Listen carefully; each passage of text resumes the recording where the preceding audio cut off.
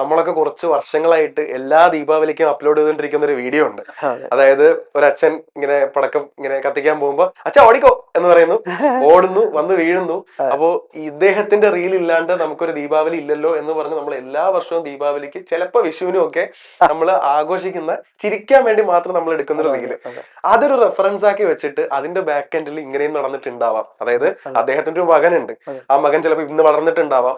അപ്പോ ഒരിക്കലും ഒരു അച്ഛൻ വീഴുന്നത് ഒരു മകന് സന്തോഷമായിരിക്കില്ല, അല്ലെങ്കിൽ അച്ഛൻ ട്രോൾ ചെയ്യപ്പെടുന്ന ഒരു മകന് സന്തോഷമായിരിക്കില്ല എന്നൊരു വശം കൂടി കാണിച്ചു തന്നിട്ടുണ്ട്. ചേട്ടൻ ആ റീല് മുന്നേ കണ്ടിട്ടുണ്ടോ, അല്ലെങ്കിൽ ഇപ്പൊ അതുമായിട്ട് കണക്ട് ചെയ്ത ആൾക്കാർ സംസാരിക്കുമ്പോ എങ്ങനെയാ ചേട്ടൻ അതിനെ റിയാക്ട് ചെയ്യുന്നത്? ഇത് ഈ റീല് ഞാൻ ഒരുപാട് നമുക്കിപ്പോ എല്ലാവരും സോഷ്യൽ മീഡിയ, കാരണം നമ്മളും ഈ പറഞ്ഞോട്ട് സോഷ്യൽ മീഡിയ എപ്പോഴും നമ്മൾ വെറുതെ ഇരിക്കുമ്പോൾ എപ്പോഴും ഇങ്ങനെ സ്ക്രോൾ ചെയ്തിട്ട് റീല് കാണലും സോഷ്യൽ മീഡിയയിൽ എന്താ നടക്കുന്നത്, നിങ്ങളുടെ ഇന്റർവ്യൂസ് ആയാലും എല്ലാം നമ്മൾ കണ്ടുകൊണ്ടിരിക്കുന്നതാണ്. അത് കാരണം നമ്മൾ വെറുതെ ഇരിക്കുമ്പോൾ ആ സമയത്ത് ചിലവർക്ക് അത് ചിലപ്പോൾ അത് യൂസ്, ചിലവർ അതങ്ങനെ കാണൂല, ടി വി കാണുന്ന ആൾക്കാരുണ്ട്. പക്ഷെ ഞാനൊക്കെ എപ്പോഴും ഇത് കാണുന്നതുകൊണ്ട് ഈ സ്റ്റിക്കർ എനിക്കും വരാറുണ്ട്, ഇതിന്റെ വീഡിയോസ് വരാറുണ്ട്.